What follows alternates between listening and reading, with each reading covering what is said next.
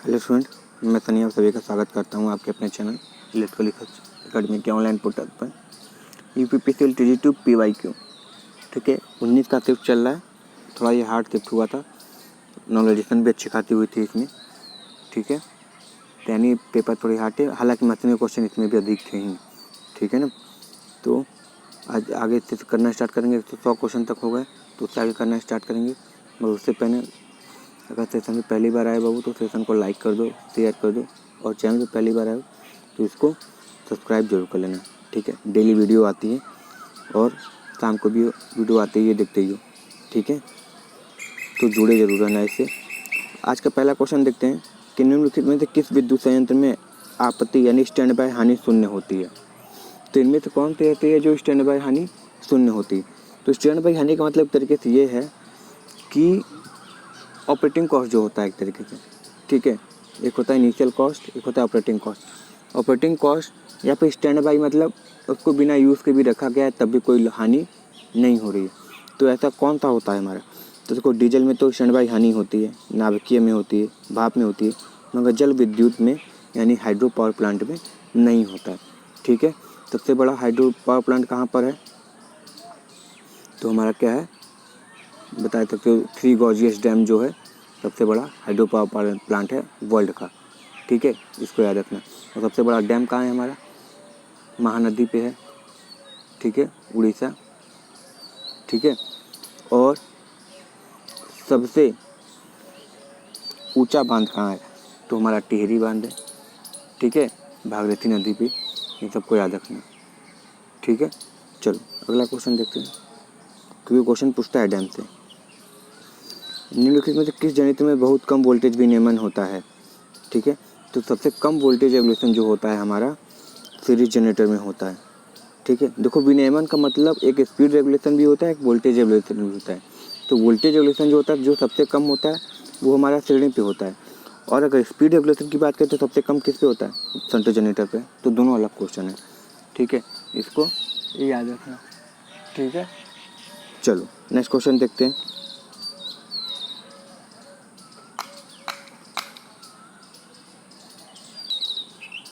एक डायोड की स्विच आवृत्ति किस पर निर्भर करती है। एक स्विच की आवृत्ति, यानी स्विच मतलब ऑन कितना तेज होगा, ऑन ऑफ कितना तेज हो रहा है, ये किस पे निर्भर करेगा, उस पर जो हमारी साइकिल चेंज हो रही है उस पर निर्भर करेगा। यानी पॉजिटिव साइकिल कब फ्लो हो रही है, नेगेटिव साइकिल कब फ्लो हो रही है, वो जितना अधिक होगा, ठीक है, यानी फ्रिक्वेंसी जितनी अधिक होगी उतना ही जल्दी क्या होगा, हमारा ऑन ऑफ स्विच होता रहेगा, ठीक है, याद रखना, ठीक है ना। चलो अगला देखते हैं। तो उत्क्रम पुनरावृत्ति काल मतलब वही है कि जितना कम टाइम पीरियड रहेगा उतना जल्दी जल्दी क्या होगा, हमारा ऑन ऑफ स्विच होता रहेगा, ठीक है। चलो नेक्स्ट देखते हैं। विद्युत का अत्यधिक उपयोग करने वाले उपभोक्ता के लिए पार्षण वोल्टता कितनी होती है। विद्युत का अत्यधिक उपयोग करने वाले उपभोक्ताओं के लिए प्रयुक्त पार्षण वोल्टता कितनी होती है। अच्छा, जो वोल्टेज यूज़ करते हैं तो अधिकतर हम कितना सप्लाई देते हैं उनको। जैसे कभी कभी इंडस्ट्रियल लोड होता है तो हम कितने केवी तक उनको सप्लाई दे देते हैं, जो ये अधिकतम होता है सप्लाई के मामले में, ठीक है। तो हम कितना अधिकतम उनको देते हैं कि लो भाई ये अपना काम कर लो, कोई दिक्कत नहीं। तो अगर हम केवी में जाते हैं तो 11 केवी तक उनको अधिकतम सप्लाई देते हैं, फिर उसके नीचे जाएंगे तो 1 केवी 650 वोल्ट 230 वोल्ट अलग कहानी। मगर अधिकतम जो दे देते हैं कि अधिकतम यूज़ तुम इतनी वोल्टेज तक कर सकते हो, अब इसके बाद अपना ट्रांसफार्मर लगवा के स्टेप अप स्टेप डाउन करवाओ, कोई दिक्कत नहीं है, ठीक है। तो कितनी होती है, 11 केवी होती है, ठीक है। बहुत से देखते होंगे जब बड़े बड़े संस्थान होते हैं तो वो ऑफिशियली अपना ट्रांसफार्मर लगवाते हैं, ठीक है, एप्लीकेशन डलवा कर विद्युत विभाग से, सही है, तो वो डलवाते हैं, सही है ना। चलो अगला देखते हैं। देखो कोई इसमें वो रहा होगा, क्या बोलते हैं इसको, कोई सिंबल रहा होगा, नहीं आया है। अगला क्वेश्चन है कि 2 वाट शक्ति निर्धार वाले 200 ओम के प्रतिरोध से होकर अधिकतम कितनी धारा प्रवाहित हो सकती है। कोई दिक्कत नहीं है, P बराबर I² R होता है, ठीक है। P दिया हुआ है 2 वाट, कोई दिक्कत नहीं है। I दिया हुआ है कितना है, निकालना है, ठीक है। R तो दिया हुआ है 200 बटे रूट कर देते हैं, इसको काटेंगे तो रूट में कितना हो जाएगा, 1/100 हो जाएगा, ठीक है, ये आई का मान है। ठीक है, निकालेंगे तो कितना हो जाएगा, 1/10 हो जाएगा, कोई दिक्कत नहीं है। अब आंसर सारे किस में दिए हैं, मिली में दिए हैं। तो जब मिली में दिया है तो क्या करना पड़ेगा, 1000 से गुणा करना पड़ेगा। इसको काट दें तो कितना है हमारा, 100 मिली एम्पियर आए, और 100 मिली एम्पियर हमारा सही आंसर हो जाएगा। ठीक है, चलो अगला सवाल करते हैं।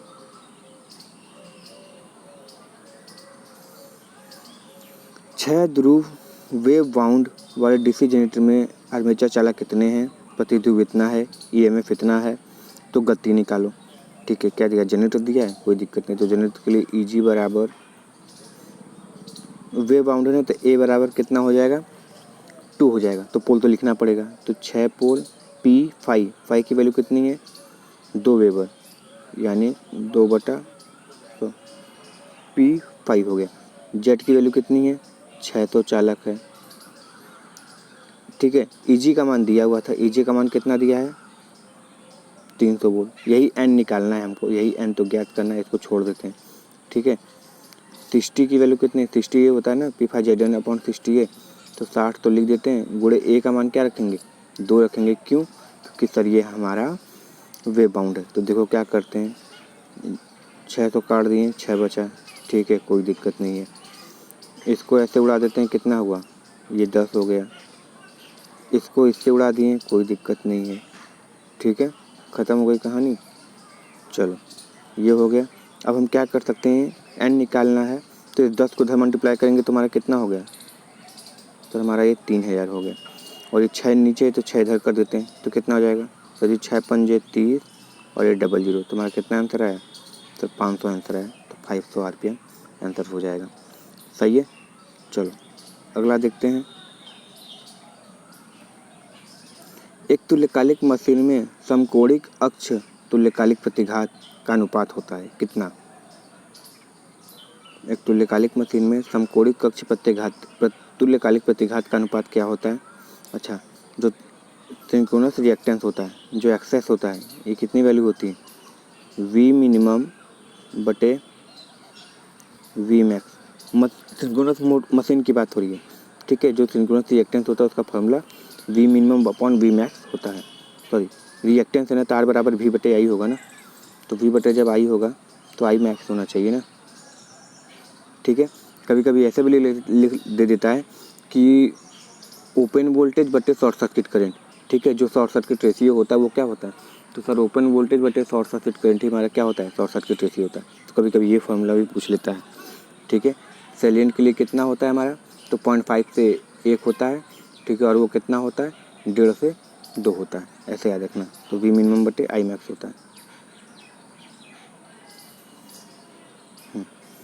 एक 220 वोल्ट शंट मोटर कुल 20 एम्पीयर की धारा लेता है।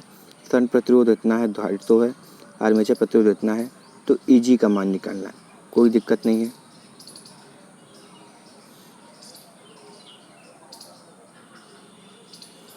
जो करना क्या है बस हम बता देते हैं, कर लेना, हो जाएगा। 220 वोल्ट है, कितनी एम्पीयर आ रही है, 20 एम्पीयर इधर से आ रही है। ठीक है, 20 एम्पीयर आ रही है। इसमें बहने वाली धारा का मान कितना होगा, इसमें सर बहने वाली धारा का मान, क्योंकि ये पूरा सर 220 वोल्ट है सर, ये 220 वोल्ट है, तो क्योंकि सभी पैरेलल में है तो यहाँ पर भी कितना होगा, 220 वोल्ट होगा। और आर का मान दिया हुआ है 250 ओम, तो ISH बराबर कितना हो जाएगा, तो सर ISH बराबर हो जाएगा,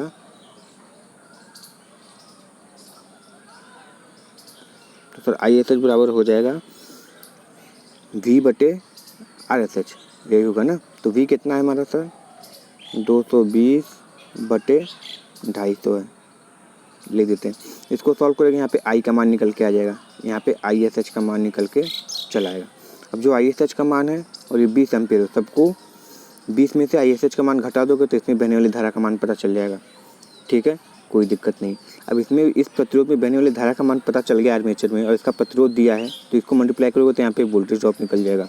अब यहाँ पे जो वोल्टेज ड्रॉप निकला है 220 वोल्ट में से, 220 मोटर है ना, तो 220 वोल्ट में से इसको घटा देना। किसको, जो तुम ISH है, जो ये वाला करंट निकालोगे, इसमें से इसको घटाने के बाद इसका मान निकलेगा, इसको गुणा करके 220 वोल्ट में से घटा दोगे, तुमको ईजी की वैल्यू प्राप्त हो जाएगी। और वो लगभग कितना आएगा, वो आएगा 214.6। और हमको पता है कि जो ईवी का मान होता है वो हमेशा सप्लाई वोल्टेज से कम होता है। तो देखो सप्लाई वोल्टेज से कम ही आया है, ठीक है। तो इसको याद रखना हमेशा, सही है ना। चलो अगला देखते हैं। निम्नलिखित में से कौन सा नियत वोल्टेज जनरेटर का एक महत्वपूर्ण विशेषता है, ठीक है। जो कांस्टेंट वोल्टेज दे रहा है उसकी एक स्पेशलिटी क्या बोले या फिर कहते हैं क्या एडवांटेज है, उसका लाभ क्या है। किसे लाभ उसका यही है कि जब कांस्टेंट वोल्टेज दे रहा है तो दक्षता तो उच्च होगी जी, ठीक है। आंतरिक प्रतिरोध कम होगा। तो सबसे इम्पोर्टेंट चीज़ क्या है कि सर जब जो कांस्टेंट वोल्टेज देता है तो सबसे बड़ी इंपॉर्टेंट उसकी ये हो जाती है कि निम्न आंतरिक प्रतिरोध हो जाता है। क्या हो जाता है? निम्न आंतरिक प्रतिरोध होता है, यानी लो इंटरनल रेजिस्टेंस होता है, जिसके कारण क्या होता है वो अंदर कम वोल्टेज खाता है और जितना जनरेट करता है उतना ही बाहर देता है, ठीक है। यानी नो लोड से फुल लोड तक सेम वोल्टेज रहता है, कोई अंतर नहीं आता है, ठीक है। तो देखो ये भी मशीन का क्वेश्चन है, तो मशीन से क्वेश्चन भर भर के। चलो अगला देखते हैं। पार्सन लाइन में किसका उपयोग करके स्थिरता को बढ़ाया जा सकता है, ठीक है। किसका बढ़ाया जा सकता है, देखो पहली कहानी, जब सीरीज इंडक्टर लगाते हैं तो क्या करता है, शॉर्ट सर्किट करंट से बचाता है। क्या करता है series inductor? Short circuit current से। जब सीरीज कैपेसिटर लगाते हैं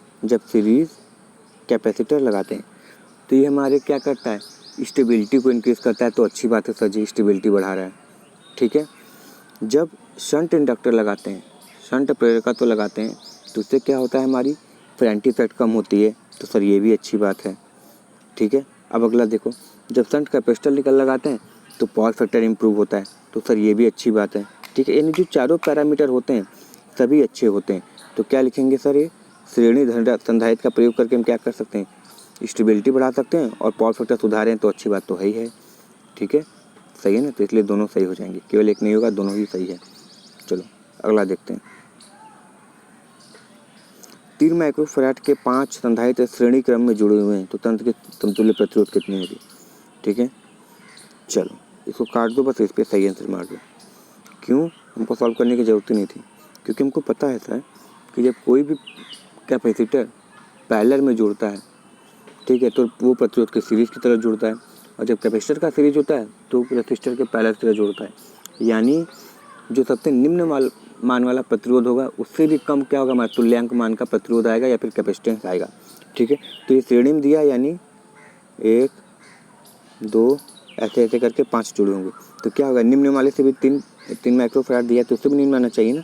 तो उससे भी निम्न केवल एक ही ऑप्शन है, 0.6 माइक्रोफैराड, सही है। तो इसका सही आंसर 0.6 माइक्रोफैराड हो जाएगा, सही है। चलो अगला देखते हैं।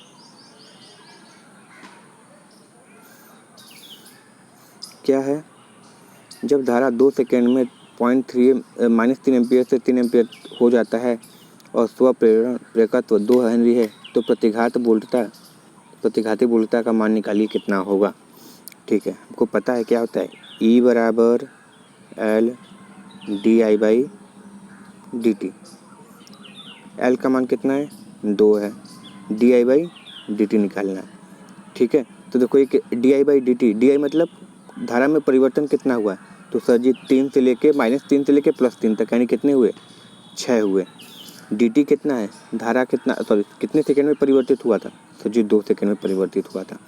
इसको उड़ा देते हैं, जब इसको उड़ा देंगे तो कितना आंसर बचा हमारा, 6 वोल्ट बचा। तो ये 6 वोल्ट हमारा सही आंसर हो जाएगा, ठीक है। चलो अगला देखते हैं। 100 हर्ट्ज की आवृत्ति पर 50 माइक्रोफैराड का संधारित्र का प्रतिघात कितना होगा, कोई दिक्कत नहीं है। 100 हर्ट्ज का पूछा है, XC बराबर 1/2 3.14 यही होता है ना। 2πf कितना है, 100 गुणे 50, ये कर दो, ऊपर 10 के खाते 6 कर दो, कोई दिक्कत नहीं है। चलो इसको हटा देते हैं तो एक कड़े आता है, ठीक है। ये 5 दूनी कितने हो गए, 100 हो गए ना, कितने हो गए, 5 दूनी ये 100 हो गए, कोई दिक्कत नहीं। 50 है, ये है 2, ये है 100 हो गए, ठीक है, जब ये 100 हो गए तो यहाँ से क्या करेगा, 2 को हटा देगा, यहाँ पे केवल 4 बचेंगे। ठीक है ना, क्योंकि 2 जीरो खा जाएंगे ना। अब देखो क्या करना है हमको, 2 3 4 यही है। जब 314 से भाग दोगे तो 3 तरीके 9 समथिंग आ रहा है, तो तुमको यही आंसर प्राप्त होगा। सॉल्व करके देख लेना। ठीक है, ठीक है ना। चलो अगला देखते हैं क्वेश्चन। ये इसी से क्वेश्चन था। एक विगलक, विगलक मतलब फ्यूज की बात हो रही है। ठीक है, विगलक मतलब पिघलने वाला, तो स्विच होती है। तो वही पूछा है, जो फ्यूज होता है वो क्या होता है। रिले नियंत्रित एयर स्विच होता है, तो रिले तो होता ही नहीं है जी। रिले ऑपरेशन ऑयल स्विच नहीं जी। मैनुअल रूप से, अच्छा ठीक है, मैनुअल रूप से चलता तो है मगर तेल स्विच नहीं होता है। होता क्या है, एयर स्विच होता है, हवा होता है उसमें, और कुछ नहीं होता है, हवा का माध्यम होता है। उससे क्या होता है, हाथ से प्रचालित किया जाता है। ठीक है, तो ऑप्शन 4 हमारा सही आंसर हो जाएगा। सही है ना। चलो अगला देखते हैं।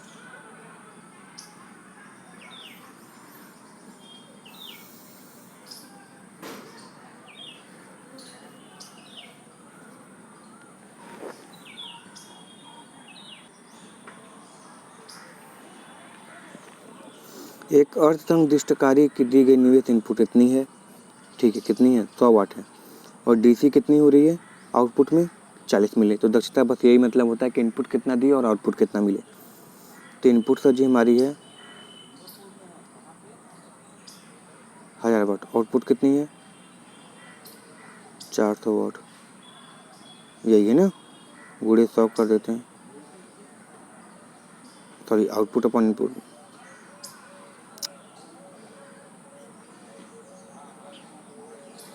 आउटपुट कितनी है जी 400 वाट है, इनपुट कितनी है 1000 है, गुड़े 100 का परसेंट निकालना है, कोई दिक्कत नहीं है। उससे 40% आंसर आ रहा है हमारा। कितना हो रहा है, 40% आंसर आ रहा है। चलो अगला देखते हैं।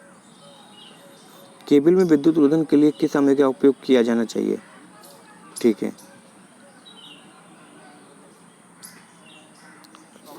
ज्वलन तेल हो, पहले कहानी ये है। ठीक है, उपयोग होना जाना चाहिए जो जरूरी है। अम्लरोधी, गैर अम्लरोधी नहीं, गैर नहीं है, अम्ल, अगर गैर अम्लग्राही होता तब सही हो जाता है। देखो अम्लरोधी का न हो, ये इसमें ये कहने का मतलब, गैर अम्लरोधी का मतलब अम्लरोधी ना हो। कैसा नहीं चाहेंगे, हम चाहेंगे कि जिससे एसिड से कोई प्रभाव नहीं पड़े। अब ये लिखा है गैर आर्द्रताग्राही, मतलब जो आर्द्रता को गहन करने वाला हो वो ना हो, तो ये तो एकदम सही है। तुम्हारा ये होना चाहिए। देखो बाबू, जब आती है प्रोटेक्शन के लिए, तो प्रोटेक्शन में कभी भी सस्ता महंगा नहीं देखते हैं। ठीक है, हल्का महंगा भी चल जाए मगर प्रोटेक्शन रहना चाहिए, तो इसलिए प्रयोग किया जाता है। ठीक है ना। चलो अगला देखते हैं। डीसी आपूर्ति प्रणाली पर आधारित दृष्टकारी में आमतौर पर चोक की तुलना में संधारित्र निवेश निष्पन्न यानी कैपेसिटर इनपुट फिल्टर का अधिक मान्यता दी जाती है, क्योंकि मतलब ये पूछा है, संधारित्र मतलब कैपेसिटर इनपुट फिल्टर के बजाय हम क्या करते हैं, कैपेसिटर का प्रयोग कर लेते हैं। ऐसा क्यों करते हैं, यानी चोक का प्रयोग कर लेते हैं अधिकतर। क्यों ऐसा होता है, क्योंकि चोक फॉल्ट को रोकता है, चोक खुले ओपन परिपथ को रोकता है, चोक सस्ता होता है, या चोक महंगा होता है। ठीक है, तो देखो मेन कारण यही होता है कि चोक महंगा होता है, इसके लिए हम क्या करते हैं, कभी कभी इसके जगह पे हम कैपेसिटर भी प्रयोग कर लेते हैं। तो ये कैपेसिटर सस्ता आता है जी। ठीक है, कैपेसिटर सस्ते होते हैं, तो चोक की तुलना में हम क्या कर सकते हैं, कैपेसिटर इसलिए प्रयोग कर लेते हैं क्योंकि चोक थोड़ा महंगा आता है। ठीक है, हालांकि ज़्यादा महंगा नहीं आता है कि तुम बिक जाओगे, मगर इसकी तुलना में देखें तो महंगा आता है, और काम दोनों का सेम वही होता है। ठीक है, इसलिए हम क्या कर लेते हैं, फिल्टर के रूप में कैपेसिटर का प्रयोग कर लेते हैं। सही है ना। चलो अगला देखो। फिर मशीन है, सब मशीन ही पूछ रहा है। एक परिणामित का, और देखो सारे क्वेश्चन करा रहे हैं बाबू। ठीक है, तो लग रहा होगा कि क्वेश्चन पूछे जाते हैं, और जो बोले थे कि 60 से 65 क्वेश्चन पूछे जाते हैं और पूछा गया है। ठीक है, तो सेशन में पहली बार आए हो तो लाइक शेयर और सब्सक्राइब जरूर कर देना जी। ठीक है, अभी दबा दो, कोई दिक्कत नहीं है। ठीक है, कोई पैसा नहीं लगता है। चलो, एक परिणामित्र की पूर्ण भार पर लौ हानि, एक परिणामित्र की पूर्ण भार पर लौ हानि 600 वाट है, अर्ध भार पर लौ हानि कितनी होगी। अच्छा, पूर्ण भार पर लौ हानि 600 वाट है, तो अर्ध लोड पे कितनी होगी। अच्छा देखो बहुत लोग क्या करेंगे यहाँ पे, हालांकि ऑप्शन में नहीं दिया है, नहीं तो 150 दिया होता तो मार के फट से आगे बढ़ जाते हैं, मगर ध्यान से नहीं पढ़ते हैं कि लौ हानि पूछा गया है, ठीक है। और लौ हानि सेम ही होता है, फुल लोड हो, हाफ लोड हो या नो लोड हो, ठीक है। बदलता क्या है हमारा, कॉपर लॉस होता है, क्योंकि वो परिवर्तित लॉस होता है, तो हमारा 600 वाट ही रह जाएगा, ठीक है। चलो अगला देखते हैं, निम्नलिखित में से किस मोटर पर शून्य भार प्रचालन की अनुशंसा नहीं की जाती। यानी ऐसा कौन सा मोटर है जिसमें हमें कभी नहीं चाहेंगे कि ये किस पे स्टार्ट हो, नो लोड पे स्टार्ट हो, ठीक है। तो हम ये कभी नहीं चाहते कि जो हमारा डीसी सीरीज मोटर हो तो वो नो लोड पे स्टार्ट हो। क्यों, जब नो लोड पे स्टार्ट होगा तो देखो ध्यान से NEB/5, नो लोड पे ये 5 नहीं बनता है, ये 5 की वैल्यू शून्य हो जाती है, ठीक है। तो जब ये 5 की वैल्यू शून्य हो जाती है तो ये क्या होता है, अनंत होता है। तो हम कभी भी नहीं चाहते हैं कि हमारी DC series motor no load पे स्टार्ट हो, नहीं तो ये क्या होगा, अनंत स्पीड पकड़ लेगा और हो सकता है कि तोड़ फोड़ का जो फाउंडेशन जिस पे सेटल किया जाता है उसको भी उखाड़ दे, ठीक है। इसलिए उस पर प्रयोग नहीं करते हैं। चलो अगला क्वेश्चन, फिर वही कहानी तुमको है करानी। 230 वोल्ट से 23 वोल्ट है, 2300 वोल्ट है, 0.25 पर आगामी शक्ति गुणक है, 5 एम्पीयर की भार डाल लेता है, तो कोर कितनी हानि होगी, क्या निकालना है, कोर हानि निकालनी है, ठीक है। कोई दिक्कत नहीं है, कोर हानि निकालने के लिए 0.5 आगामी है, ठीक है, शून्य भार धारा इतनी लेता है, तो इस पर फिर क्या लगाना पड़ेगा, नो लोड पे करंट निकालना पड़ेगा, ठीक है। नो लोड करंट दिया हुआ है तो इस पर जो कोर हानि होगी वो भी क्या होगी, नो लोड पे ही निकालनी पड़ेगी, ठीक है, याद रखना। और कोर हानि नो लोड हो चाहे फुल लोड हो कभी भी परिवर्तित नहीं होता है, ठीक है। तो √3 VI cos∅ करके निकाल लेना, आंसर आ जाएगा, ठीक है। √3 VI cos∅, ठीक है, इससे निकाल लेना तुम्हारा आंसर प्राप्त हो जाएगा। √3 मतलब ये वाला लेना, 230 वाला लोगे तो आंसर प्राप्त हो जाएगा, ठीक है। इसको सॉल्व करना, तुमको आंसर मिल जाएगा, 287.5 वाट आ जाएगा, ठीक है। चलो अगला देखते हैं, क्यों, क्योंकि ये जो होता है हमारा लाइन वोल्टेज ही होता है, तो लाइन वोल्टेज ही लेके करने कोई दिक्कत नहीं है।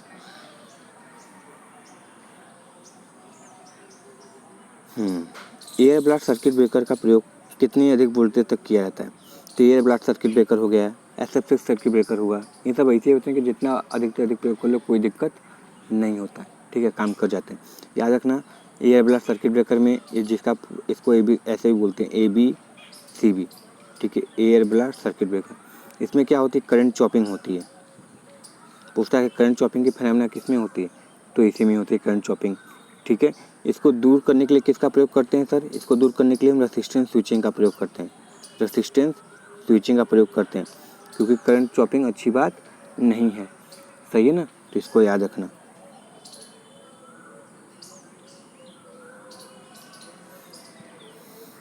प्रतिशत प्रतिरोध का निम्न सीमा इतना है तो अभिहित मान क्या होगा, ठीक है। प्रतिशत प्रतिरोध का निम्न सीमा 147 है तो अधिकतम कितना होगा, ये निकालना। 1.5 बोला है, ठीक है, तो 1.5 कम किया है और 1.5 ज़्यादा कर दो, जैसे 147 है, ठीक है, यही है, यानी ये सबसे न्यूनतम है, तो अधिकतम कितना रहा होगा, 48.5, ये मध्यम रहा होगा, तो अधिकतम इसके बगल में फिर 1.5 जोड़ो, 150 है, ठीक है। क्योंकि जैसे प्रतिरोध, जैसे फ्रिक्वेंसी होती है 3, 1.5 गुना इधर 1.5 गुना उधर लेके करते हैं ना, 3% लगभग, तो वही कहानी होती है। तो 150 का 3% कितना हो जाएगा, ठीक है, तो वही क्या हो जाएगा, 1.5, ठीक है, तो 3 आएगा, ठीक है ना, 150 का 3% करेंगे तो 3 आएगा, सॉरी 4.5 आएगा, तो उसी हिसाब से इसको क्या किया जाता है, इधर उधर कवर किया जाता है, ठीक है ना। तो इसको याद रखना, जितना घटता है इधर इस साइड जितना घटेगा इसको बीच में लिखते हैं, फिर 1.5 इधर बढ़ा देते हैं, तो अधिकतम कितना हो जाएगा, 150 हो जाएगा। अभी विहित मान जो होगा वो कितना होगा, 150 हो जाएगा। चलो अगला देखते हैं,